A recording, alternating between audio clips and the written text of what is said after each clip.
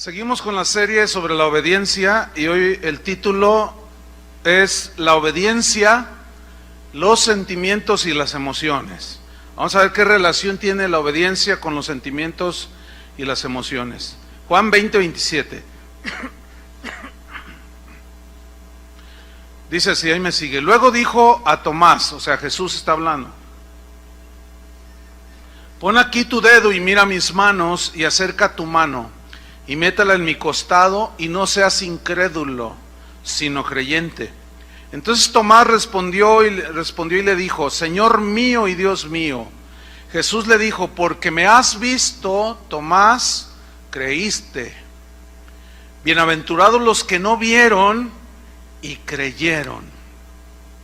Hay un sistema de vida y de pensamiento que llega a ser una filosofía y se conoce como subjetivismo. Esta es una filosofía que tiene que ver con nuestro modo de pensar, nuestro modo de sentir, nuestro modo muy personal de percibir las cosas. El subjetivismo le da mucho énfasis al yo pienso, yo creo, yo siento. Se le da una gran importancia a las emociones, a los sentimientos humanos. Los sueños son muy importantes para este tipo de personas que son muy subjetivas. Anoche tuve un sueño, soñé. Las fantasías, la intuición, hay muchos que confunden la intuición con la guía del Espíritu Santo, pero son ámbitos totalmente distintos. La imaginación, el instinto, todo esto son impulsos motivados por los sentimientos humanos, por las emociones puramente humanas. Ciertamente Dios puso en nosotros las emociones, los sentimientos, pero, como vamos a ver en la Escritura, nosotros los cristianos no debemos ser dirigidos, ni guiados, ni impulsados por nuestros sentidos espirituales, por nuestras emociones, por nuestra intuición humana, no. El cristianismo, por otro lado, en contra del subjetivismo, es un estilo de vida que rige la vida de una persona que se convierte a Cristo y que decide vivir las normas del reino de Dios. Se niega a sí mismo, no se deja guiar por sus anhelos, deseos, sueños, emociones y sentimientos personales. No, el cristianismo no es una religión para hacer sentir cosas bonitas a las personas. No, tampoco el cristianismo es una religión, no es una exhibición para ver milagros portentosos. Tampoco ese es el propósito, ni ese es el fin del cristianismo. Entonces hay un problema dentro del cristianismo que se desarrolló mayormente, siempre ha existido, pero en los últimos 100 años ha tenido un auge impresionante, y es precisamente el subjetivismo. Es decir, se predica un mensaje, un evangelio centrado en las emociones de las personas, en los sentimientos, en los deseos puramente humanos, en los sueños, en las emociones. El ver es muy importante, el tocar, el sentir es muy importante para muchos cristianos el día de hoy, y es producto de esta filosofía conocida como subjetivismo. Entonces vemos que las reuniones de los cristianos del día de hoy están llenas de mucho sentimentalismo, de mucho emocionalismo. Todo gira alrededor de las emociones de la gente, y ahí es donde se aprovechan los maestros que enseñan cosas erradas para manipular. Ellos son expertos en manipular las emociones de la gente, los sentimientos de la gente. Los hacen sentir cosas para hacerlos pues felices según ellos. Entonces vemos que este tipo de enseñanza dentro del cristianismo, de ahí se derivan expresiones como, por ejemplo, esta: venga a nuestra iglesia y sienta la presencia de Dios. Como si Dios nada más estuviera y se sintiera en un recinto como este, ¿sí? Otros dicen: venga, fíjense, todo centrado en las emociones y en los sentimientos. Venga y vea los milagros de Dios. Y si no hay milagros, ¿ve? Todo eso es subjetivo. Pero hay muchas frases que son típicas. Por ejemplo, esto es muy típico en iglesias donde las emociones son imprescindibles, ¿no? O sea, se exalta demasiado. Dicen, ¿cuántos de ustedes, está el predicador o el que está allí dirigiendo, dice, ¿cuántos de ustedes no sintieron la presencia de Dios hoy? No, pues en los auditorios siempre va a haber gente que por las circunstancias que están viviendo, perdieron el trabajo, están cansados, qué sé yo, no sienten, entre comillas, la presencia de Dios, porque mañana tienen que pagar la renta y están preocupados. Entonces están más metidos en eso, entonces les dicen, ¿cuántos no sintieron la presencia de Dios? Entonces no falta quien levante la mano, pásenle acá al frente, vamos a orar para que sienta la presencia de Dios. Y comienzan a orar por ellos y les empujan el vientre y les hacen en el nombre de Jesús y los angolotean y les hacen, los tumban. ¿Sientes la presencia de Dios? No. A ver, otra vez, en el nombre de Jesús. Y empiezan a forzarlos a que sientan la presencia de Dios. ¿Ya sentiste la presencia de Dios? Y el otro responde, no, todavía no. Dice, has de estar endemoniado. Sáquenlo allá, libérenlo y luego me lo traen. No, es que todos debemos, dicen, debemos sentir la presencia de Dios. Eso no es lo que dice la Biblia, que debemos de sentir. Otros dicen, de ahí se derivan cosas como, hoy en la reunión no sentí la presencia de Dios, no estuvo el poder de Dios, no lo vi, dicen. Alguien me mandó un correo una vez y dice, no, dice, usted es una persona vacía, dice, seca, porque yo nunca he visto que haga un milagro. O sea, nunca ha visto que yo haga un milagro, como si uno los hiciera.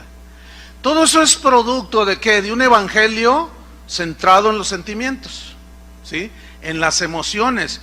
Otros dicen, ¿por qué Dios no me da lo que le pido?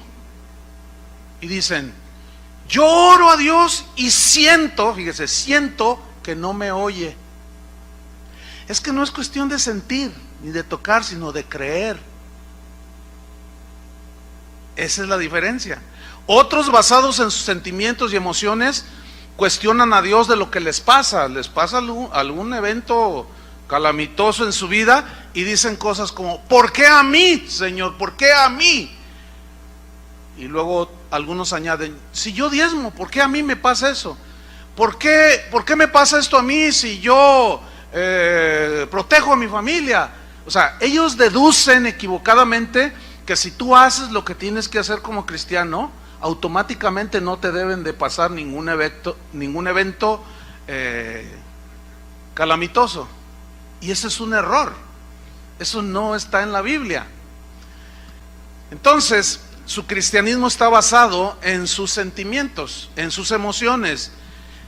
Por consecuencia, son cristianos débiles, son cristianos desconcertados, son cristianos volubles, tienden a la depresión. Finalmente terminan dejando a Cristo simplemente porque sus emociones, sus expectativas, sus sentimientos, sus deseos, sus sueños personales no se cumplieron.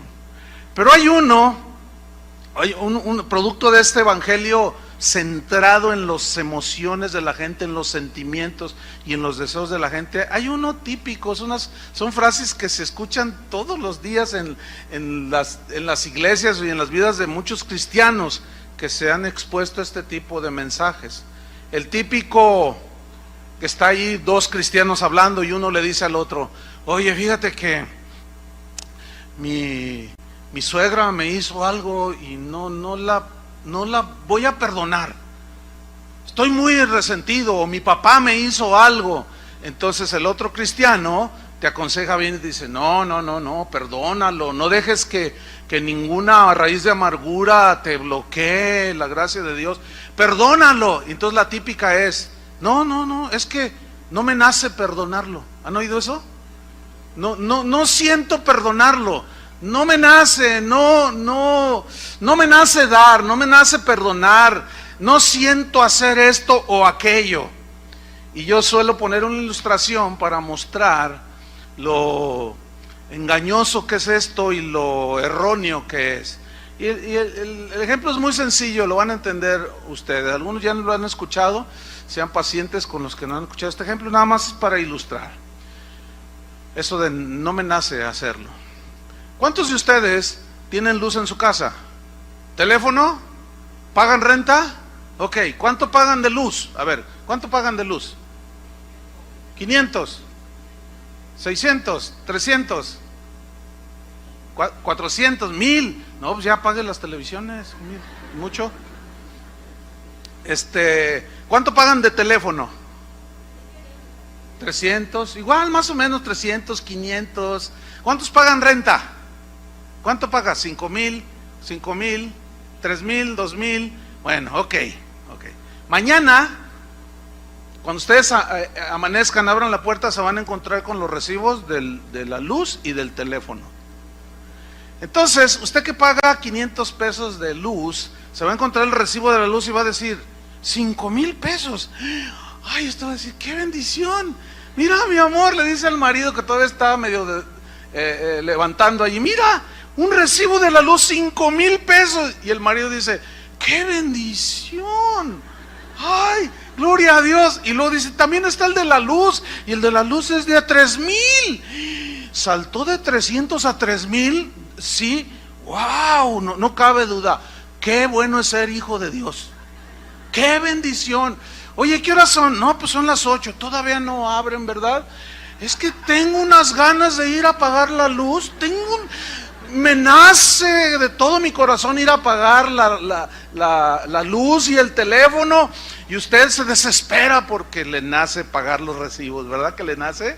Y usted llega desesperado ahí a las ventanillas a pagar sus recibos, y ya, pero resulta que se encuentra con una fila de 3 kilómetros, porque hay 10,000 personas que les nace ir a pagar.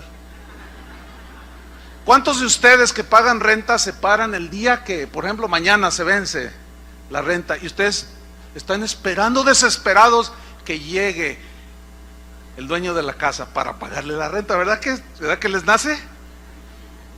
Ok, ¿qué sucede si no pagas la luz y el teléfono? ¿Qué sucede? Le hacen así, te lo cortan, ¿sí? Es decir, tú pagas la luz y el teléfono, te nazca o no te nazca, sientas o no sientas hacerlo, tú lo pagas sí o sí, porque si no lo pagas, te cortan la luz y la comunicación, ¿cierto? Tú no puedes llegar a Teléfonos de México y decirle, ¿sabe? Déjeme explicarle por qué no le puedo pagar el teléfono o la luz, porque yo perdí mi empleo, y iba a decir, lo siento mucho, si no paga le cortamos la luz, ¿sí o no? Entonces tú tienes que pagarlo sí o sí, aunque no te nazca, aunque no sientas hacerlo. ¿Saben por qué algunos de ustedes tienen la luz, espiritualmente hablando, cortada? ¿Saben por qué algunos de ustedes tienen la comunicación con Dios cortada? Porque Dios te dice, trata bien a tu esposa para que tus oraciones no tengan estorbo. Entonces dice, no, es que no me nace, es que no siento. Perdona a tu papá, que dices que cómo estás amargado porque te abandonó tu papá. Es que no me nace perdonarlo, es que nunca te va a nacer. Entonces, como nunca te nace, no lo perdonas, etcétera. ¿Y qué sucede? Te cortan la luz. Ahora, algunos tienen un argumento y dicen, no, es que yo lo hago porque si no me siento como hipócrita. Por ejemplo, está dirigiendo Chuy García la alabanza, y hay un momento en la alabanza que dice, levanta tus manos y alaba al Señor. Entonces tú estás allí y dices, no siento, es que no me nace. ¿Por qué voy a hacer algo que no me nace? Porque si yo hago algo que no me nace, entonces soy un hipócrita. No, estás confundiendo la gimnasia con la magnesia. Estás confundiendo la obediencia que dice la Biblia, alabad a Dios en su santuario. El rey David en el Salmo 103, no tiene que buscarlo, se ordenaba a sí mismo y decía, bendice alma mía al Señor, y bendiga todo mi ser su santo nombre. ¿Por qué? Porque a veces nuestras emociones y sentimientos y sentir puramente humano nos bloquea obedecer a Dios, y de eso se va a tratar la enseñanza de hoy. Entonces la obediencia a Dios no contempla nuestros sentimientos, nuestras emociones como requisitos para obedecerlos, no. Dios nunca dice, si sientes o si te nace, hazlo. No, Dios nunca dice, obedece hasta que te nazca en tu corazón. Eso no está en la Biblia. A Noé le dio una orden: hazte un arca, les vas a predicar durante 120 años. Y dice, y Noé hizo como Jehová le dijo que hiciera. Dios nunca le dijo a Noé: oye, ¿te nace servirme? ¿Te nace ir a predicarle a la gente? No, dijo, ve. A Jonás le dijo, ve. A Moisés le dijo, libera a mi pueblo de la esclavitud de Egipto. No le dijo, ¿cómo ves, Moisés? ¿Sientes en tu corazón ayudarme? No. Entonces vemos que Dios nos ordena, nos da su palabra, que por cierto esa palabra fue diseñada para bendecirnos, no para bloquearnos, no para molestarnos. En la medida que nosotros obedecemos a Dios, también es la bendición que recibimos. Muchos quieren la bendición de Dios, pero no obedecen a Dios porque no les nace, porque no sienten y se dejan dirigir y guiar por los sentimientos naturales. Pablo decía, porque por fe andamos, no por vista. La fe es del Espíritu, la vista es del mundo natural. Entonces la fe está por encima de los sentimientos naturales, de las emociones humanas, de los anhelos y deseos nuestros. La voluntad de Dios está por encima, y eso es la fe: creer, someterse y creer que Dios es el que gobierna y que Él es soberano. Tomás, uno de los apóstoles, es el típico creyente dominado por sus sentimientos, por sus emociones, por lo que ve, por lo que toca, por lo que siente, y no por la fe. La fe es sólida, constante, te afianza, ¿sí? Vamos a Juan 20:18, que es donde tomamos el texto base. Y aquí el contexto, Juan 20:18, es que Jesús había resucitado ya después de haber muerto en la cruz. Se le aparece a María Magdalena y dice esto en Juan 20:18. Fue entonces María Magdalena para dar a los discípulos las nuevas de que había visto al Señor y que Él le había dicho estas cosas. Cuando llegó la noche de aquel mismo día, el primero de la semana, estando las puertas cerradas en el lugar donde los discípulos estaban reunidos, por miedo a los judíos, subraye miedo. El miedo es un sentimiento que nos inhibe, que nos da inseguridad, intranquilidad. Jesús se había muerto, los discípulos se habían acostumbrado a andar con Jesús, de pronto lo asesinan, lo matan, lo cuelgan en la cruz. ¿Cómo están? Temerosos, inseguros, se sentían emocionalmente abatidos, ¿cierto? Ok. Vino Jesús puesto en medio y les dijo: paz a vosotros. La paz es un sentimiento divino, la paz de Dios, no la paz del mundo. La paz es un sentimiento divino que te establece, te hace sólido. Pablo decía, la paz de Dios gobierne vuestros corazones. O sea, ese sentimiento de paz, este sentir, es espiritual, no es del mundo natural. Y eso es lo que nos hace sólidos. Por eso Jesús les dijo a ellos que estaban temerosos: paz a vosotros, versículo 20. Y cuando les hubo dicho esto, les mostró las manos y el costado. Y los discípulos se regocijaron viendo al Señor. Quiero hacer notar esto: regocijaron. Notan que en un minuto ellos estaban tristes, inseguros y todo lo demás, y en un minuto ya estaban regocijándose. ¿Lo alcanzan a ver? ¿Qué nos enseña esto? Nos enseña que nuestras emociones, nuestros sentimientos, nuestro parecer es muy inconstante, ¿sí? Es como el clima. El clima puede variar. Como una vez estuve en una ciudad de Sudamérica que está junto a la cordillera de los Andes. En un mismo día experimenté frío congelante, calor sofocante, lluvia, humedad, pero en una sola mañana. Impresionante, que al otro día bromeábamos y decíamos: oye, ¿qué vamos a hacer? Porque mira, pues hace mucho frío, luego mucho calor, luego llueve. Bueno, nos ponemos unos bermudas y luego un abrigo y nos llevamos el paraguas. Y a la hora que hace mucho calor, pues en bermudas. Hace frío, te cubres. Llueve, sacas el paraguas. ¡Qué tremendo! Entonces estábamos bromeando y decíamos: ¡qué inestabilidad del clima acá! Y nunca se me olvida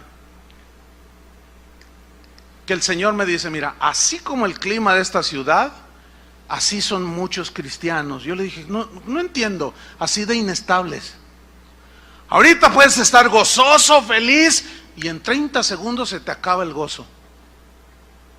Por diversas circunstancias. Tú puedes estar, no, gloria a Dios, ahora sí al Señor, cueste lo que cueste, yo lo serviré, aleluya, estoy tan feliz. Oiga, hermano, ¿qué pasó, hermano? Le acaban de robar su auto. Ya, se te acabó el gozo.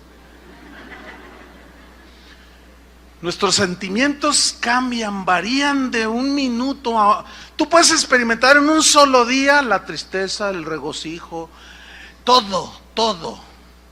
Y eso es justamente lo que el Señor quiere que entendamos para evitar ser guiados, dirigidos, impulsados por nuestros sentimientos humanos, por nuestras emociones humanas. Entonces, dice en el versículo 24, Juan 20:24, pero Tomás, uno de los 12, llamado Dídimo, no estaba con ellos cuando Jesús vino. Le dijeron pues los otros discípulos, al Señor hemos visto, le dicen. Él les dijo, fíjate, si no ver, en sus manos la señal de los clavos, y metiere mi dedo en el lugar de los clavos, y metiere mi mano en su costado, fíjate, tocar, ¿entienden? Tocar, sentir, ver, tocar, sentir. Si no veo, toco, siento, y no meto mi mano allí, no creeré. Versículo 26, 8 días después, estaba otra vez sus discípulos dentro, y con ellos Tomás. Llegó Jesús, estando las puertas cerradas, y se puso en medio y les dijo, paz a vosotros. ¿Ven cómo el Señor lo que quiere es que tengamos paz? ¿Por qué? Pero su paz. Él dijo, mi paz os dejo, mi paz os doy. Yo no les doy la paz como el mundo se las da. ¿Cómo la da el mundo? Les voy a poner un ejemplo. Tú tienes que pagar mañana 5,000 pesos de renta, pero no tienes, no ajustas, te faltan 500 pesos y mañana hay que pagar. Y eso te tiene intranquilo. Y vienes a lo mejor a la reunión y estás ahí, Señor, súpleme. Y no lo alabas, nomás estás pensando en ti, ¿sí? No te centras en Él, sino en tu necesidad. Y ay, no siento tu presencia. Y ay, ahí estás sufriendo. Pero ese mismo día en la mañana llega un abogado, cuando tú vas a pagar la renta, y te dice, oiga, necesito que vengamos acá a la notaría porque usted acaba de recibir de una tía, ¿se acuerda de su tía Juanita? Murió y le dejó un testamento y le dejó $1,000,000. Y viene la paz. ¿Entendió? Y llegó la paz, gloria a Dios. Entonces usted ya tiene paz. Y confunden la paz que el mundo da con la paz de Jesús. Por eso es que todo mundo quiere su bienestar económico, quiere estar sano, quiere tener todo lo bueno, quiere estar tranquilo, no quiere tener problemas. Y por eso muchos predicadores se dedican a eso, a que usted obtenga nada más dinero, posesiones, etcétera, y confunden con la paz. Pero esa es la del mundo. Y aquí los discípulos no tenían absolutamente nada, estaban inseguros, tristes. Paz a vosotros, se aparece, paz a vosotros. ¿Por qué? Porque es más importante la paz de Dios en nuestro corazón que nuestros sentimientos humanos. ¿Están entendiendo, verdad? Se les ve en la cara. Porque tienen una sonrisita así como diciendo, ay, Dios me está hablando. Bueno, seguimos con la historia. Versículo 27. Luego dijo a Tomás, pon aquí tu dedo y mira mis manos. Y acerca tu mano y métela en mi costado. Y no seas incrédulo, sino creyente. Entonces Tomás respondió y le dijo, Señor mío y Dios mío. Fíjate, aquí está el típico creyente que responde hasta que ve, toca y siente. Si no, no. Pero veamos la respuesta de Jesús. Versículo 29. Entonces Jesús le dijo, porque me has visto, porque me has tocado y has sentido, Tomás, fue que creíste. Bienaventurados los que no vieron y creyeron. Mira, esta frase, bienaventurados, dichosos, felices, está poniendo en una posición más elevada la fe, el creer, el confiar en Dios que tus sentimientos. Si tú vienes a un lugar como estos y no sientes a Dios, ¿qué? No debe mover tu fe. El Señor dijo, yo estoy con vosotros todos los días hasta el fin del mundo. No dijo, si tú me sientes o ves que hago un milagro, entonces vas a poder pensar y sentir que estoy contigo. No, no dijo eso. Cuando dijo, yo estoy con vosotros todos los días, se refirió a días buenos y días no buenos. Cuando vienen las calamidades, las aflicciones de la vida. ¿Por qué? Porque la fe es la que nos mantiene sólidos en nuestra posición como cristianos. Fíjate, Abraham era un hombre muy distinto a Tomás. Abraham, la vida de él era dominada por la voluntad de Dios. Él mostró su fe obedeciendo a Dios. Busquen Hebreos capítulo 11, versículo 8. Hebreos 11, 8. Dice así, por la fe Abraham, siendo llamado, ¿qué hizo? Obedeció. Fíjate, la frase siendo llamado, ¿a qué se refiere? Se refiere cuando Dios le dijo allá en Génesis, Abraham, salte de tu tierra y de tu parentela. O sea, Dios lo llamó a salir fuera de su casa, al llamado que él tenía, al lugar donde él le iba a mostrar. ¿Y qué hizo Abraham? Obedeció para salir al lugar que había de recibir como herencia, y salió sin saber a dónde iba. Mira, muchas cosas en los asuntos de Dios, en el cristianismo, tienen una lógica, es decir, la lógica humana muchas veces empata y coincide con la lógica de las cosas de Dios, ¿sí? Pero no todas, ¿eh? Es lógico, humanamente hablando, que tú vas con tus maletas y alguien te pregunte, hola, ¿a dónde vas? Y tú digas, no, pues voy a Acapulco. Es lógico, ¿no? Tiene lógica. Pero ¿qué me dices de que te ven con tus maletas y te dicen, hola, ¿a dónde vas? Y tú dices, no sé. Y te dicen, ¿cómo? No sé a dónde voy. Entonces, ¿me estás bromeando? No, es que no sé. ¿Verdad que no suena lógico en la lógica humana? Pero en la lógica de Dios, no. En la lógica de Dios es, obedéceme. Y después te vas a dar cuenta de lo que yo quiero hacer contigo. Entonces ahí Dios está poniendo una vez más la obediencia por encima de lo que pensemos, sintamos, etcétera, etcétera. Por encima de nuestros deseos, anhelos y necesidades. Primero está su voluntad. Entonces esto va tomando forma.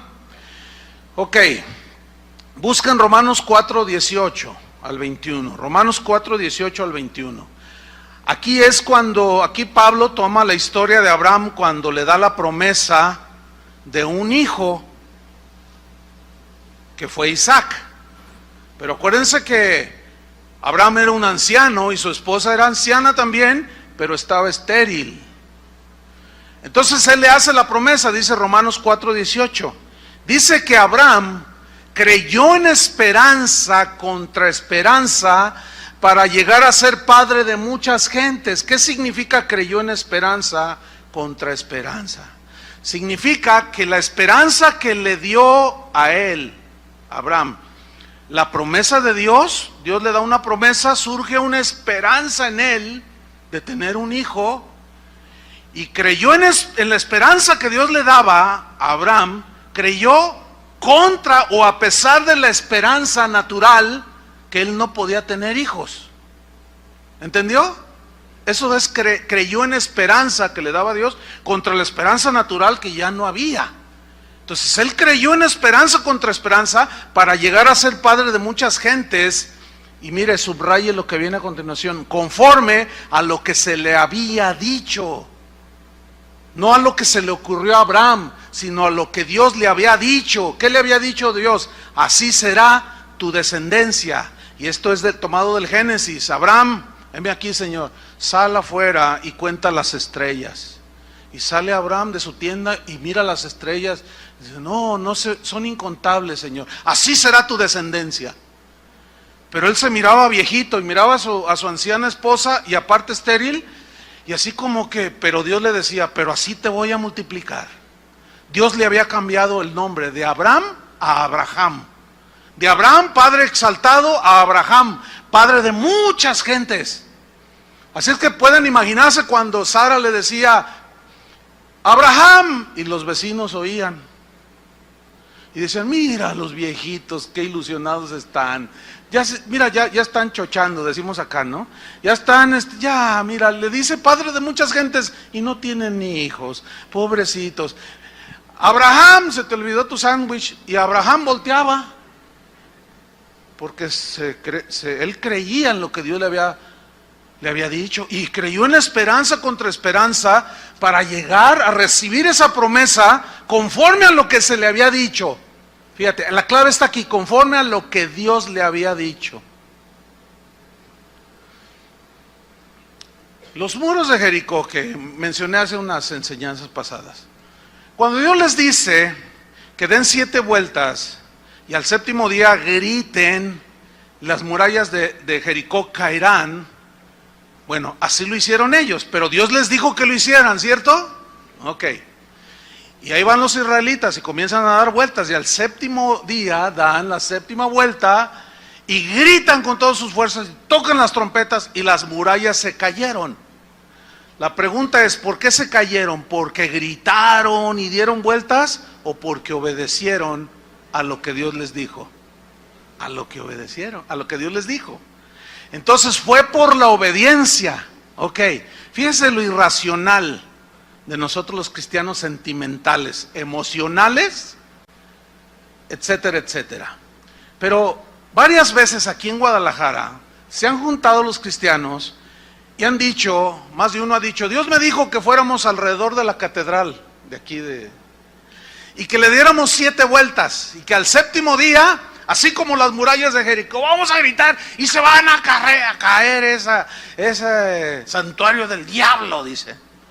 Y ahí están los cristianos y los periodistas, ¿qué están haciendo? Estamos haciendo guerra, dicen. Y empiezan a dar vueltas. Llega el 7º día y gritan con todas sus fuerzas y tocan los chofares y las trompetas, y ahí siguen las torres de la catedral.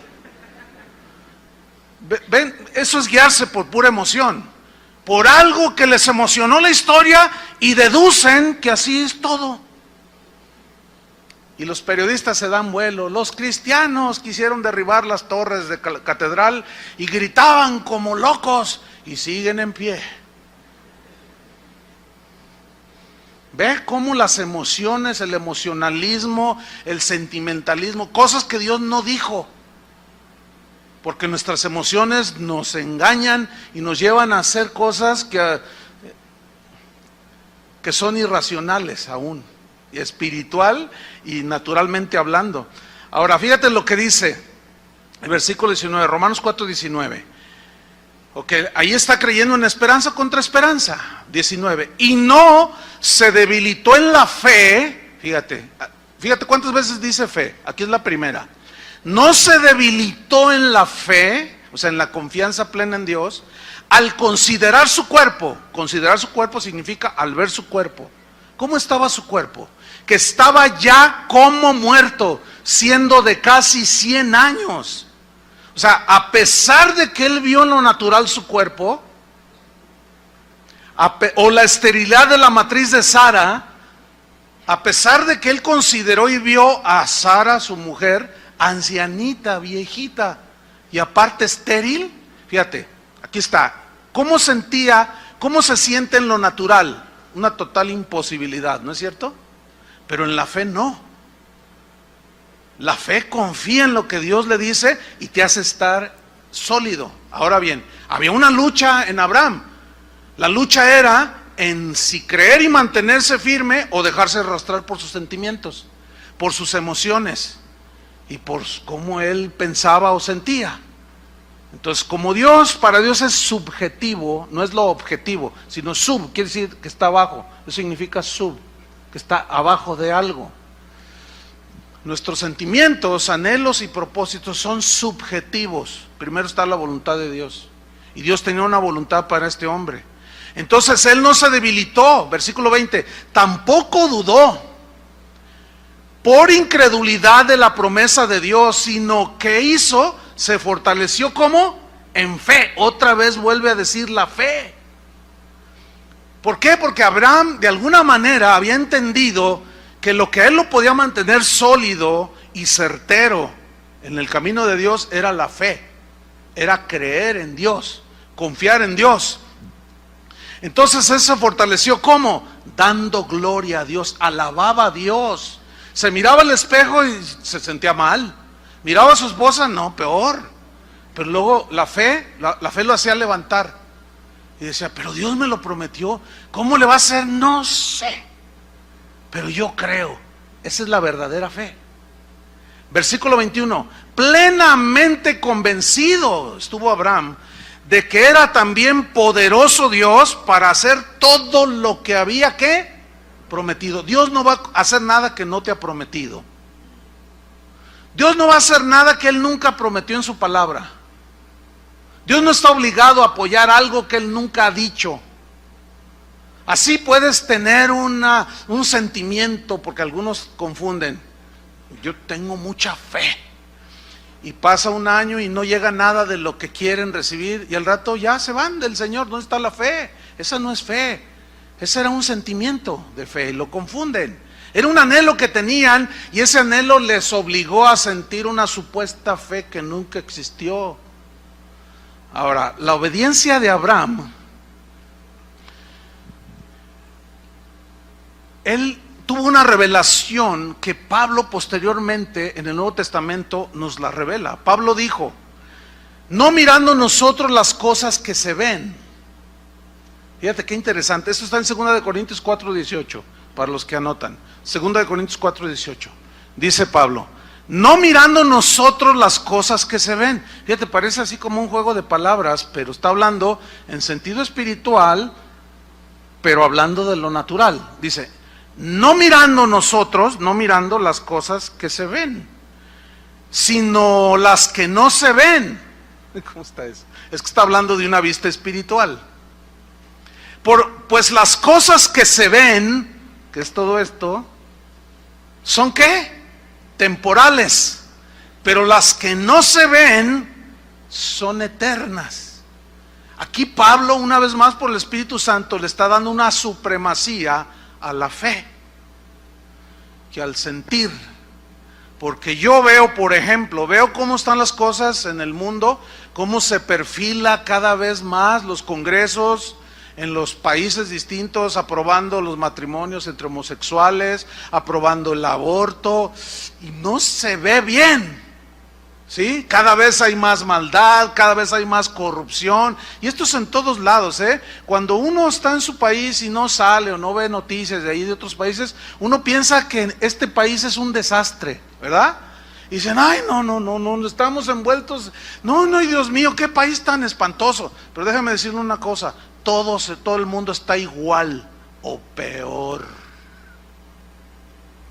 que este país, pero todos a los ojos naturales se ve mal, se siente mal. Tú dices, Señor, y a mis hijos cuando los lleve cuando tengan que ir a la universidad, y eso te provoca un sentimiento de inseguridad, ¿sí o no? Pero entonces ahí es donde Jesús dice, ¿y dónde está vuestra fe? ¿Dónde está vuestra fe? ¿Se acuerdan cuando Jesús iba caminando en el mar? Que Pedro, dijeron todos, ¡un fantasma! Le dice, no soy un fantasma, soy yo, les dice. Entonces Pedro le dice, si eres tú, a ver, manda que yo vaya sobre las aguas. Ven, le dice. Entonces él fue porque Dios le dijo, ven, ¿no? Y se baja de la barca y comienza a andar sobre el agua. Pero dice, pero viendo Pedro las olas, se comenzó a hundir. Porque al ver las olas y su circunstancia de alrededor natural, le dio miedo, inseguridad, duda, y sus sentimientos lo arrastraron. ¿Entienden? quitó sus ojos de Jesús y se empezó a hundir. Entonces, mira, cuando se va hundiendo, mira a Jesús, le dice, Señor, sálvame. Y vuelve a mirar a Jesús y Jesús lo rescata. Y lo tiene junto a él. Y dice que ambos regresaron a la barca. O sea, volvió a caminar sobre el agua. Pero ya junto a Jesús. Pero mientras él, que luego hablaremos más de Pedro, porque era un hombre muy emocional, miraba las cosas que se ven, sentía las cosas que se sienten humanamente. Entonces, primero, hermanos, es creer y obedecer, y luego se entiende. Uno de los padres de la iglesia dijo, no trates de entender primero, sino primero obedece. Obedece primero y luego entenderás. Y eso fue lo que hizo Abraham. Abraham, cuando fue llamado, obedeció y salió sin saber a dónde iba. Él no entendía, sin duda no entendía. Cuando Dios nos mandó a la Argentina en el año 89, me dijo, vete. Yo no entendía, pero yo no necesitaba entender. Dios no esperaba que yo entendiera. Dios me pedía obediencia. Dios, es lo mismo con todo, siempre ha sido así. Dios no te va a esperar cuando Él te da una orden. Él no va a demandar, ¿cómo te sientes? ¿Te sientes bien? ¿Estás dispuesto? ¿Cómo ves esto? No. Él lo único que espera es que le obedezcas. A Él no le interesa cómo te sientes tú. Parece contradictorio. ¿Por qué?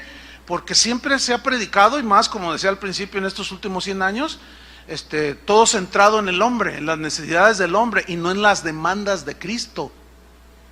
Por eso es que hoy dice uno una cosa como esta y suena extraño que se diga, a Dios no le importa cómo te sientes, a Él lo que le importa es que le obedezcas. Y oye, es raro, ¿a poco no? No suena así como, ay, no, ¿qué está diciendo este? Claro, porque están tan hundidos y sumergidos en ese evangelio de emociones que suena extraño, pero eso es lo que enseña la Biblia. Cuando Dios le pidió a Abraham que sacrificara a su hijo después de 25 años que esperó para que se lo diera, el niñito crece y es un adolescentito. Y cuando le dice en Génesis 22:1, dice, aconteció después de estas cosas que probó Dios a Abraham y le dijo a Abraham, y él respondió, heme aquí significa, dime, estoy a tus órdenes, manda lo que quieras. Y le dice Dios, toma ahora tu hijo, tu único Isaac, a quien amas, y vete a tierra de Moriah y ofrécelo allí en holocausto sobre uno de los montes que yo te diré. ¡Wow! Imagínate, le promete un hijo, tarda 25 años en cumplir la promesa, nace el niño y felices los dos viejitos. Yo creo que los vecinos pensaban que eran los abuelos, pero no, eran los papás. Abraham no esperó entender lo que Dios le estaba diciendo, él simplemente obedeció y agarró al niño, ¿se acuerdan? Y lo llevó y el niño le decía, papá, pues aquí está la leña ¿y dónde está el cordero para el sacrificio? Dios proveerá, le decía, Dios proveerá. Llegaron al monte del sacrificio. Ahora, ¿por qué Abraham no le negó a su hijo? ¿Por qué estuvo dispuesto a sacrificarlo? Les voy a explicar por qué. Y aquí es donde entra el contexto cultural e histórico.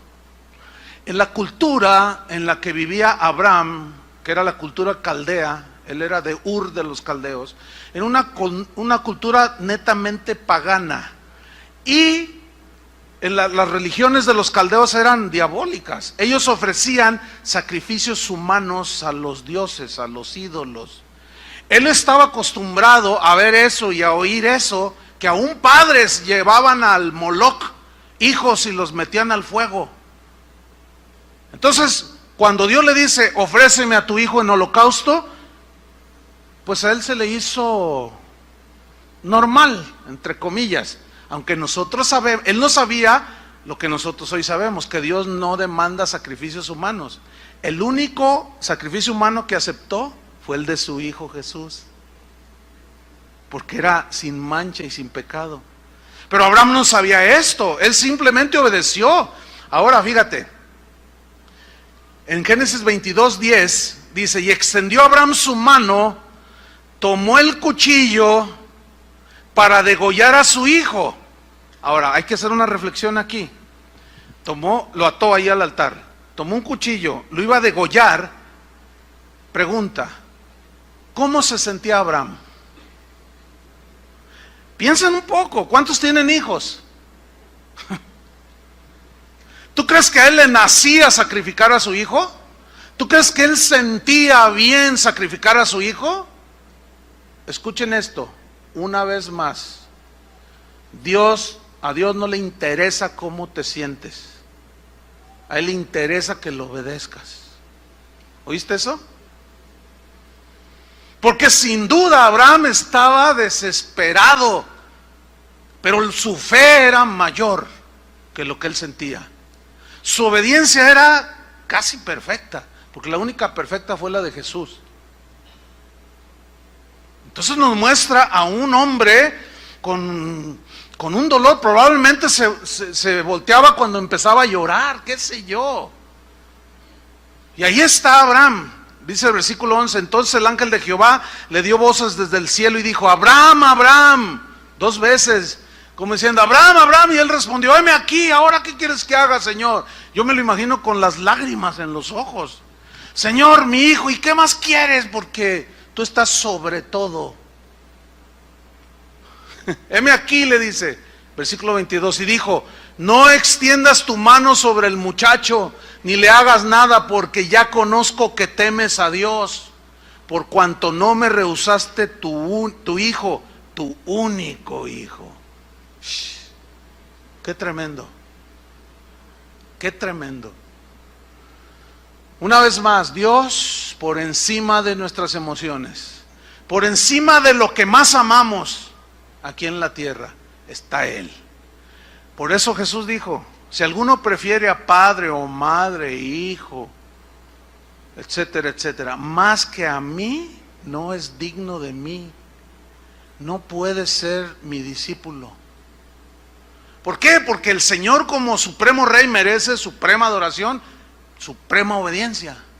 Por eso los apóstoles cuando les prohibían predicar decían, juzguen si es menester obedecer, si es justo obedecer a vosotros antes que a Dios. A Dios nos debemos.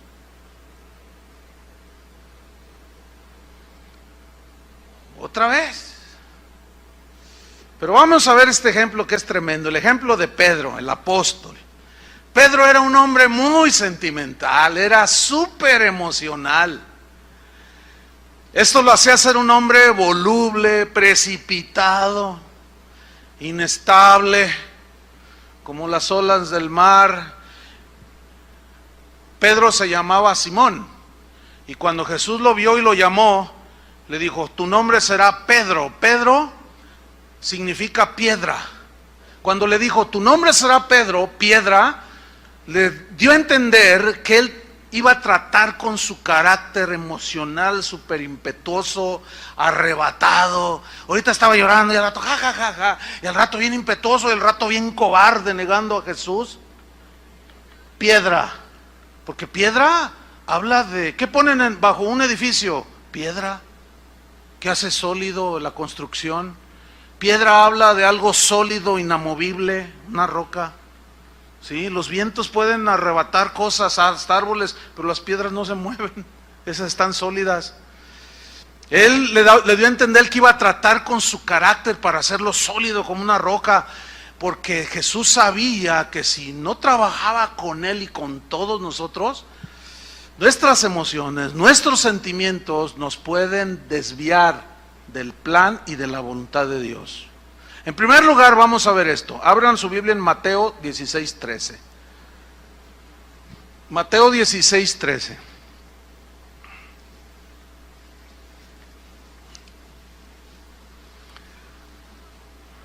¿Qué historia esta? Fíjate, Pedro hizo una declaración aquí realmente sorprendente. Pero pongan mucha atención. Mateo 16:13, ¿ya lo tiene? Bien, vamos ahí, dice así. Viniendo Jesús a la región de Cesarea de Filipo, preguntó a sus discípulos diciendo, ¿quién dicen los hombres que es el Hijo del Hombre? O sea, ¿quién soy yo? ¿Quién dicen que soy yo? Ellos le respondieron: unos dicen que eres Juan el Bautista, otros dicen que tú eres Elías. Fíjense qué confundidos estaban, y otros dicen que eres Jeremías o alguno de los profetas. Versículo 15, Él les dijo: y vosotros, mis discípulos, ustedes los que me siguen. En otras palabras, parafraseando a Jesús, me interesa que me conozcan. Ustedes, ¿quién dicen que soy yo? ¿Quién decís que soy yo? Le preguntó a quién, a los discípulos. ¿Quién respondió? ¿Por qué? Porque él era súper arrebatado, emocional, sentimental, impetuoso. No pensaba las cosas, no conectaba su lengua con su mente. Pero en este caso, vean lo que sucedió. Respondió Pedro y dijo: tú eres el Cristo, el Hijo del Dios viviente. Entonces le respondió Jesús: bienaventurado eres. Pero todavía le llama Simón. Es bien interesante esto. Primero le había cambiado el nombre de Pedro, pero todavía no era Pedro, el sólido. Todavía era Simón. Simón, el hijo de Jonás. Simón, hijo de Jonás, dice: bienaventurado eres porque no te lo reveló carne ni sangre, o sea, persona alguna, sino ¿quién? Mi Padre que está en los cielos. ¡Wow! ¡Qué revelación! Escuchen bien, cristianos, y uno que otro cristianoide. Escuchen bien. El hecho de tener revelaciones de Dios no te hacen una persona estable ni madura. Porque las revelaciones son por soberanía de Dios.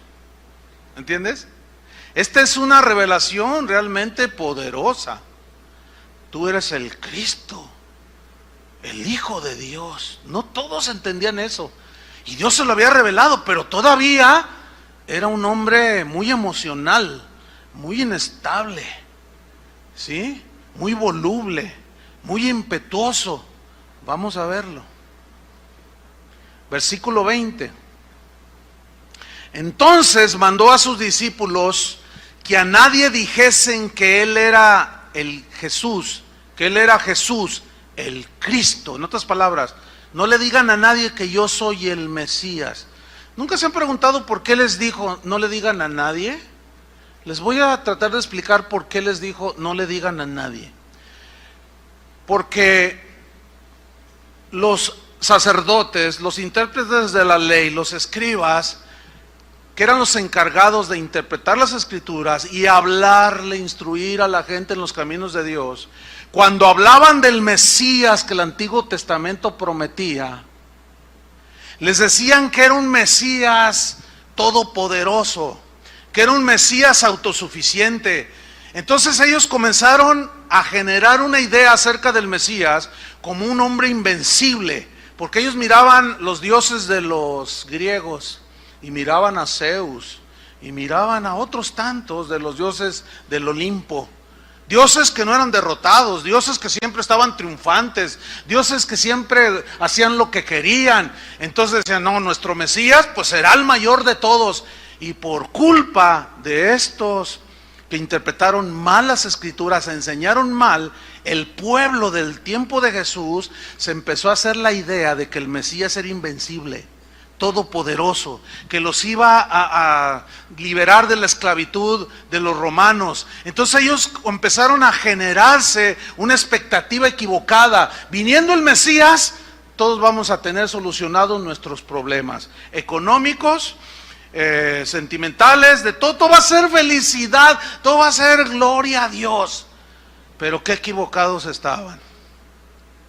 Ciertamente Jesús es todopoderoso, pero su primera venida como Mesías no eran lo que ellos esperaban.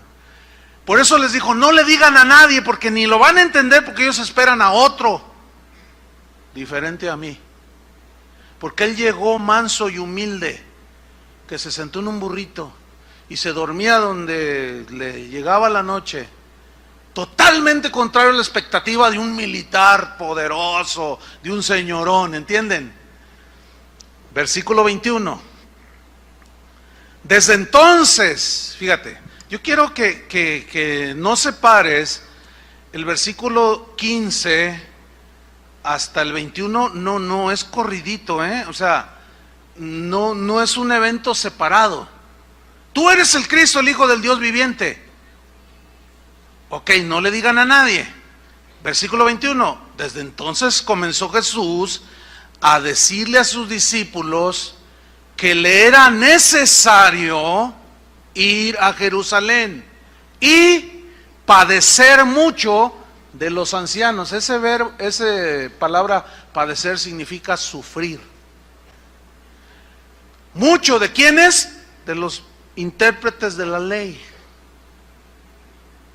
de los ancianos, de los principales sacerdotes y de los escribas, y ser muerto y resucitar al tercer día. En otras palabras, retomamos.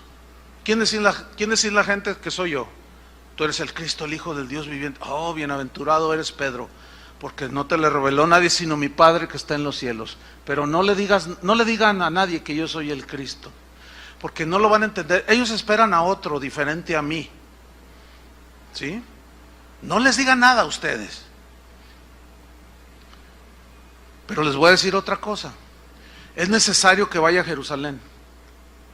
Me van a azotar, me van a golpear, me van a vejar, me van a escupir en el rostro, me van a pisotear, me van a tomar, me van a clavar en una cruz, me van a matar. Pero no teman, voy a resucitar al tercer día. Ahora, fíjense, la reacción de Pedro. Versículo 22. Entonces Pedro, tomándolo aparte, o sea, como que lo interrumpió. Él les está diciendo todo lo que tenía que padecer, y de repente lo toma así. Yo me lo imagino así, que lo toma. Ven para acá, ven para acá, a ver, ven para acá. Dice, tomándolo aparte, comenzó a ¿qué? ¿Qué dice? Reconvenirle. ¿Qué significa reconvenir? La palabra griega que se traduce reconvenir es epitimao, que significa corregir a alguien desaprobando lo que está diciendo. Es como esto. Tu hijo te dice, mamá, ¿verdad que ya no me quieres? Porque cállate, no digas tonterías. O sea, estás desaprobando lo que está diciendo el niño, porque tú amas a tus hijos, ¿verdad que sí? Eso es lo que está haciendo Pedro. Lo está corrigiendo, desaprobando lo que estaba diciendo. ¿Qué estaba diciendo Jesús? Que era necesario morir en una cruz. Pero epitimao también significa censurar, significa amonestar, prohibir, mandar, reprender, regañar. ¿Qué estaba haciendo Pedro? Por el amor de Dios. Es necesario que vaya yo y muera en la cruz, allí en Jerusalén. Y lo corrige Pedro, lo censura, lo amonesta, le prohíbe, cállate la boca, le manda que no diga eso, lo regaña y lo reprende, diciendo, versículo 22, Señor, ten compasión de ti, pero lo está regañando, lo está reprendiendo. Fíjate nada más. En ninguna manera te acontezca esto, le dice. Ten compasión de ti. Esa frase en el griego, hay varias traducciones. Una, por ejemplo, dice, Dios no lo quiera, cuando eso era lo que Dios quería. Otros traducen, lejos de ti tal pensamiento, Señor. Esa fue la expresión sentimental y emocional de un bien intencionado pero equivocado Pedro.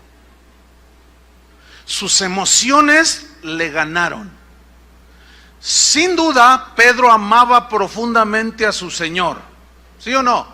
Y él en su mente tenía el mejor deseo para Jesús, amaba a su maestro.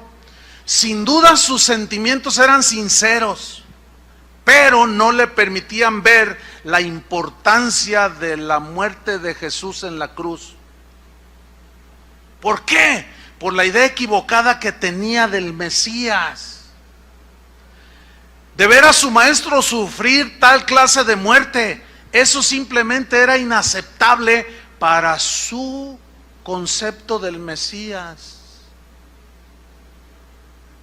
¡Qué tremendo! No, es que si te mueres, ¿qué vamos a hacer? Mira, se habían acostumbrado tanto a Jesús, que ellos vieron cuando Jesús multiplicó los panes y los peces. Dijeron, ¡ay! ¡Uy! ¡Qué buena onda! ¡Qué bien está esto! Ellos vieron cuando resucitó a Lázaro. Ellos, a Pedro le dijo una vez cuando lo cuestionaron, no pagan impuestos. Señor, dicen que no pagamos. Sí pagamos. Para callarle la boca, mira, tira el anzuelo, ve al mar y vas a sacar un pez. Y de ahí lo vas a abrir y vas a sacar una moneda y pagas por ti, por mí. Si sabe todo. Y todo está solucionado con el Señor. Entonces, Pedro, discípulos, es necesario que yo vaya a Jerusalén. Me van a matar. Me van a crucificar. Entonces cuando está oyendo Pedro, las emociones, pero era bien intencionado, ¿sí? Te voy a decir, es como esto. Ahí está el joven, ¿verdad? 33 años ya tiene el joven, no se ha casado. Esta es típica, es que es un ejemplo típico que sucede siempre. Ahí está, pero tiene un amigo, tú eres amigo de ese joven, que está soltero. Entonces le dice, oye, pues ya se me está yendo el tren, dice el soltero o la soltera. Entonces, ¿tú quieres algo bueno para tu amigo, sí o no? Ok. Entonces dice, oye, fíjate, no, pues ninguna hermanita de la iglesia, no, pues ninguna. Yo trato de ser amable y ahí, oye, pues te invito a leer la Biblia. Esto y lo otro, y no, pues como que no le caigo a nadie. Entonces, tú quieres lo mejor para tu amigo. No te preocupes, yo voy a orar por ti. Él tiene tu esposa, la que va a ser tu esposa. Pasa el tiempo y nada. Pero ahí donde trabaja el muchacho, entra una nueva secretaria, no es cristiana. Entonces el muchacho la saluda y la otra la saluda así muy amable. Hola, ¿qué tal? Y le empieza a hacer ojitos y lo empieza a hacer sentir. Pongan atención, lo empieza a hacer sentir. Y pasa otro día y empieza a verla y ya la ve. Y empieza a sentir emociones. Entonces un día le dice, oye, ¿no me invitas a un café? No, pues el otro está ilusionadísimo. Pero escuchen, sus sentimientos no lo dejan, no le permiten ver que está violentando la palabra de Dios. No te unáis en yugo desigual. No alcanza a verlo. Entonces, como tú quieres el bien para él, viene y te dice, oye, ¿qué crees? Hermano, fíjate que, pues ya ves, aquí ni una hermanita de la iglesia me hace jalón. Pues yo no sé qué hacer, pero ¿qué crees? Hay una chica en el trabajo, miras qué ordenada, qué educada, que la pone como lo máximo, la mejor mujer del mundo. Entonces, como tú quieres lo mejor para tu hermano, le dices, te voy a ayudar en oración, hermano. Ya te involucró en sus sentimientos. ¿Entiendes? Ya los sentimientos, las emociones de ambos les están desviando del camino que Dios quiere para ti. Espero me esté explicando. Entonces dice, no, pues mira, pues vamos a orar, a lo mejor es la que Dios tiene para ti. Pues sí, que al cabo, además, y luego la conoce, ¿no? ¿Sabes qué? Es mejor que las hermanas de casa de oración. No, sin duda, hermano. Gloria a Dios. Vamos, hazlo. Así estaba Pedro. Él tenía la mejor intención porque amaba al Señor y no quería lo malo para él. Pero su emocionalismo lo estaba arrastrando. ¿Lo alcanzan a ver?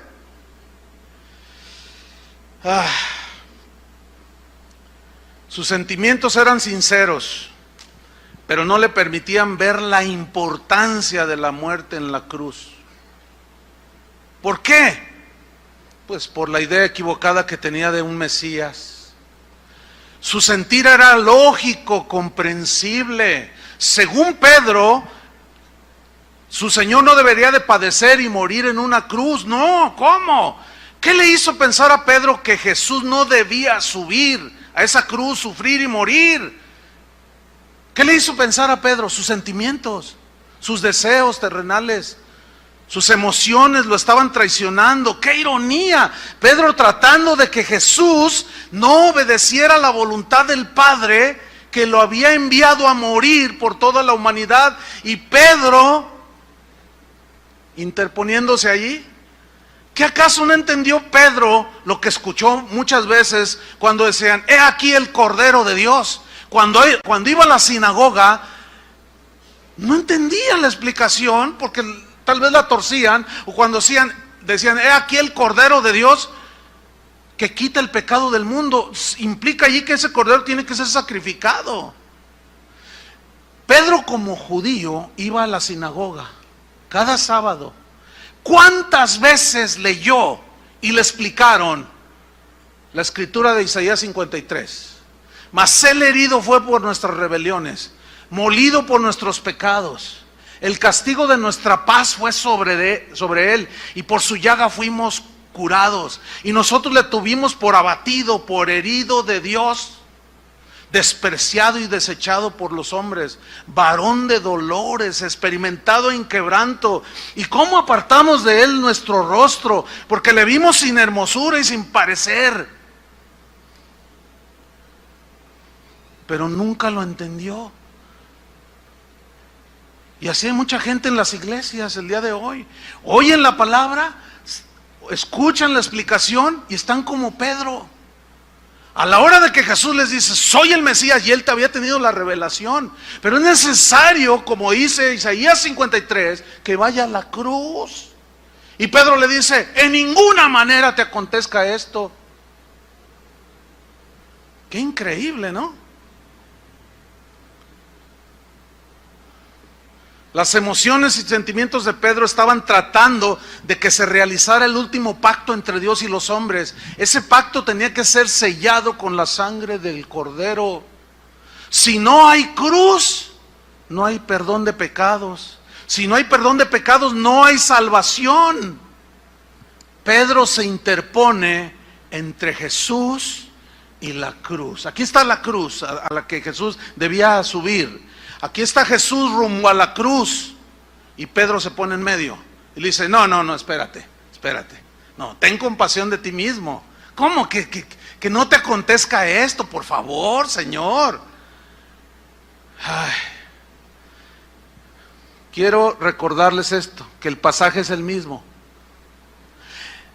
Pedro tuvo, unos minutos antes, una revelación sublime de Jesús como el Cristo, el Cordero de Dios, y en 2 minutos estaba diciendo lo más diabólico que podía haber dicho. ¿Se dan cuenta cómo somos los humanos? Por eso, y simplemente por esa es la razón por la cual no debemos ni de guiarnos ni por sueños, ni por sentimientos, ni por intuición. Una vez estaba en una reunión, terminé de predicar, por ahí andaba yo, no fue aquí en casa de oración, y se me acerca una señora y me dice, pastor, usted no sabe, solo Dios sabe cuánto lo aprecio, de verdad yo lo amo mucho. Ah, gracias, hermano. Una señora como de 60 años, gracias, hermana. Dice, pero ¿sabe una cosa? Le voy a dar un consejo. Le digo, a ver, dígame, ¿por qué no? Pues todos aprendemos. Dice, ya no se preocupe tanto por la iglesia. Ya no se preocupe tanto por las ovejas del Señor, me dice. No, tranquilo, tenga paz. Entonces yo le digo, ¿y por qué me dice eso? Es que usted se ve que es un hombre que no tiene paz, se ve un hombre intranquilo, se ve bueno, ustedes que me conocen pues se darán cuenta si soy así o no. Se ve un hombre que siempre está preocupado, que hasta a lo mejor hasta ni duerme y hasta colitis ha de tener. Le dije, pues fíjese que no, hermana, tengo mucha paz, duermo bien, la gracia de Dios me ha sostenido, pero abra su Biblia por favor en 2 de Corintios capítulo tal, versículo tal, y léalo, y lo empieza a leer. En peligro de ladrones, en peligros de los de mi nación, peligros entre falsos hermanos, peligros de los de mi nación, peligros. Y todavía más lo que sobre mí se agolpa, la preocupación por todas las iglesias. Y cuando lo lees le hace, ay hermano, bueno, le digo, mire, entonces Pablo era un hombre que tenía mucha paz, ¿sí o no?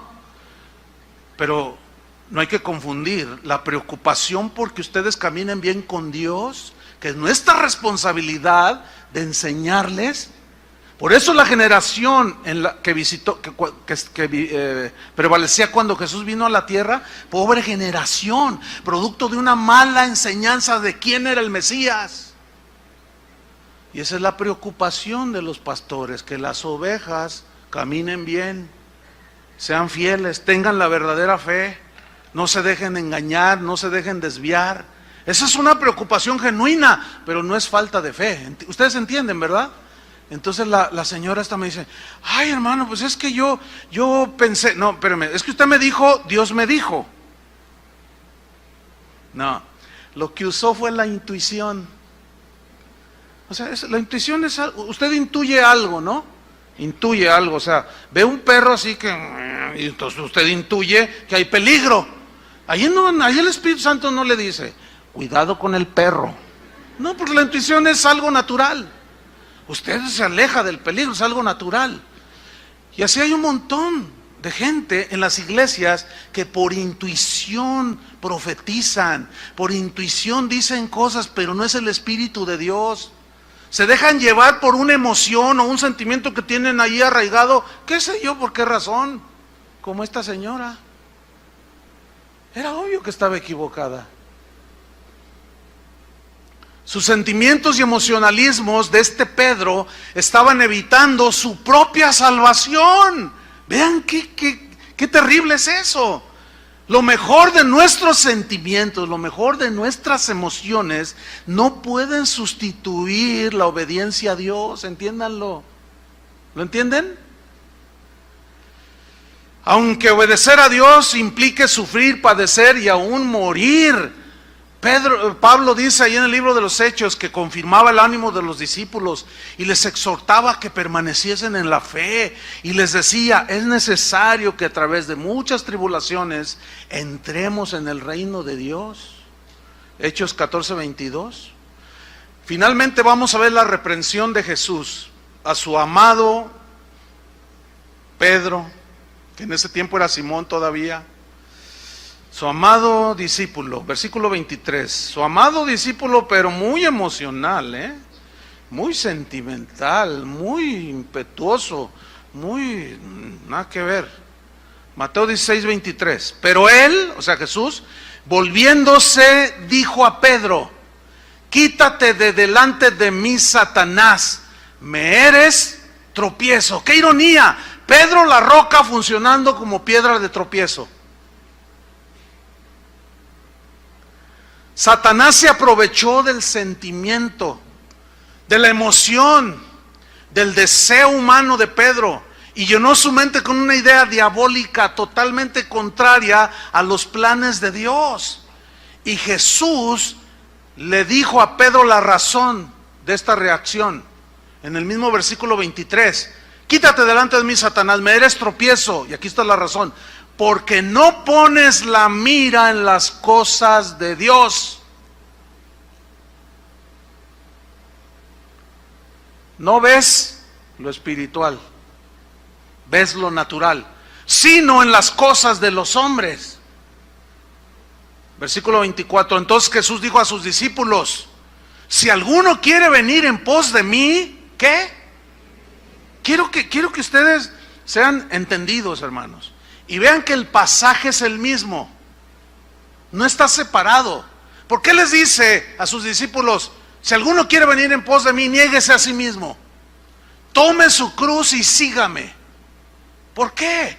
Porque el negarse a sí mismo es dejar a un lado tus buenos deseos, aunque sean muy buenos, tus motivaciones, aunque sean sublimes, como las de Pedro. Pero si esos sentimientos anulan la palabra de Dios, no es de Dios. Por eso es que nosotros no debemos de ser guiados por los sentimientos, por la intuición, por el sueño que tuve y vi que descendió de una nube un ángel con 7 alas y que se venía directo a ti y te atropellaba. Cuídate, hermano, porque ¿y quién sabe tanto rollo? Por favor, hermanos, no es así. Si alguno quiere venir en pos de mí, niéguese a sí mismo, tome su cruz y sígame.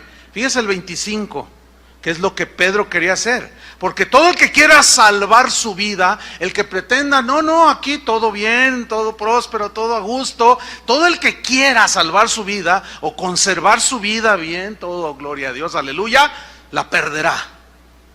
¿Qué es lo que está llevando a muchos cristianos a la perdición? Los evangelios que hoy se predican, centrados en lo que tú quieres, en lo que tú deseas, en lo que tú sientes, en lo que tú ves. ¿Me están entendiendo, cristianos? Y todo aquel que pierda su vida por causa de mí, o sea, que menosprecie su vida, sus sentimientos, sus anhelos, por más buenos que sean, y lo sustituya por la voluntad de Dios, salvará su vida. Eso significa la hallará. Pero luego viene un versículo que parece que no tiene nada que ver y que explica la situación interna del emocional Pedro, versículo 26. Parece que no tiene sentido, pero dice, porque ¿qué aprovechará el hombre si ganare todo el mundo? ¿Qué quería hacer Pedro? ¿Qué expectativas tenía del Mesías? Quería todo lo material, ¿entienden? Y Jesús le dice, no, Pedro, ¿qué aprovechará el hombre si ganare todo el mundo y perdiere su alma? ¿O qué recompensa dará el hombre por su alma? Ok, ya obtuviste todo. ¿Y qué? ¿Le vas a pagar a Dios para que te salve? Ayer después de la enseñanza se me acercó una señora. Pastor, ora por mí, me dice. Yo le digo, claro, ¿cuál es tu necesidad? Me dice, bueno, mire, es que en realidad yo no vengo aquí, dice, pero yo lo oigo por internet. Pero dice, hace como, no sé, 8 meses, dice, yo tengo un nieto. Y como de 6 años, y él tenía asma, y cada vez que le da el ataque de asma, casi se asfixia, se muere. Entonces yo oí el internet y dije, pues voy a ir allí. Y yo lo traje a mi nieto, dice, y usted me dijo, así me dijo, usted estaba así bajita la señora. Me dice, usted oró por él. ¿Sabe qué pasó? Desde ese día se le quitó el asma. Yo le digo, el Señor lo sanó. Y dice, sí, no, usted. No, espérame, no, yo no. El Señor. Bueno, ahora, ¿cuál es su necesidad? Y me dice, es que quiero que ore por mí porque tengo VIH, tengo SIDA. Entonces yo le digo, oiga, entiendo que usted sabe que esa enfermedad es mortal. Dice, por supuesto, dice, pero como usted sana, pero como usted tiene poder, dice, yo lo vi. Y dice, pues dije, pues ahora que me lo detectaron que ya es positivo, dije, voy a ir. Entonces le digo, ok, vamos a orar. ¿Sabe que Dios la puede sanar? Dios es poderoso y la puede sanar. Pero le voy a hacer una pregunta más importante que su sanidad física. ¿Es usted salva? ¿Ha sido lavada con la sangre de Cristo? Y me mira y dice, sí. Le digo, no. Le digo, mire, ¿de qué le sirve a usted que Dios la sane? ¿Cuántos años tiene? 65. Pues ya está más para allá que para acá. No le dije eso. Le dije, bueno, lo más normal es que, mire, todos vamos a morir. Y ya la gente estaba saliendo. Aquí estábamos, yo le dije, mire, todos esos, incluyéndome a mí, vamos a morir. Dios la puede sanar del VIH o de lo que sea, pero un día se va a morir. Y Dios la sanó, usted sintió, vio la sanidad, pero usted va derechito al infierno. ¿Sí o no? Ahora, es la verdad lo que yo le estaba diciendo, ¿sí o no? ¿Cuántos leprosos se sanaron? 10. ¿Cuántos se salvaron? 1. Y Pedro estaba preocupado porque Jesús no muriera, porque se acababan las expectativas. Oigan, había visto que el vino, el agua la había convertido en vino, los peces los había multiplicado, y dijo, no, atún toda la vida, y con lo que me gusta el atún. Caminaba en el agua, hacía milagros por todos lados. Dijo, no, de aquí soy. No te me mueras. No te me mueras, Señor. No, imposible. Pedro, ¿de qué aprovechas si tú tienes todo lo que el mundo desea y pierdes tu alma? No me impidas ir a la cruz, Pedro. Quítate delante de mí. Es una expresión fuerte, ¿no? Quítate delante de mí, Satanás. Otra vez, Jesús no le importaba las emociones y sentimientos de su apóstol. Pues ¿sabes una cosa? Tampoco a Dios le interesa lo que tú sientas, pienses o desees. A Él lo que le interesa es que le obedezcas. Punto. Eso es lo único que quiere. Y ahí es donde ya a muchos no les gusta. Por eso en la predicación del Evangelio, como lo que ustedes acaban de oír, no les gusta a la gente.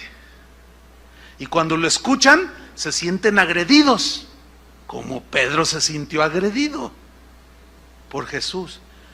Dejemos de predicar la cruz y la gente no puede ser salva. Que fue exactamente lo que Pedro hizo con Jesús, interponerse. Que es lo que están haciendo muchos predicadores el día de hoy. Se están interponiendo entre el cristiano que debe de ir también a crucificar como Pablo. Con Cristo estoy juntamente crucificado, ya no vivo yo, mas vive Cristo en mí. Lo que ahora vivo, lo vivo en la fe del Hijo de Dios, que me amó y se entregó por mí. ¿Qué más puedo hacer yo? No, Cristo, no vayas a la cruz. Él ya pagó por ti. Ahora tú disfruta la prosperidad. Que hablan como Walter Mercado, ¿verdad?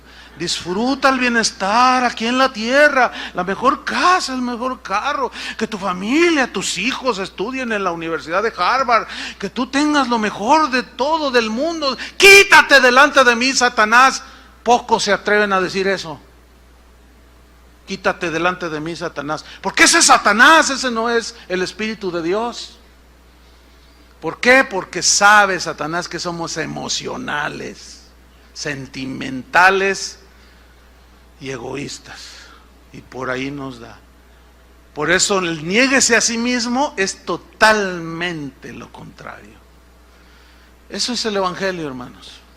Obediencia, sentimientos y emociones. ¿Qué relación hay? Ninguna. Oremos. Padre, muchas gracias por tu palabra.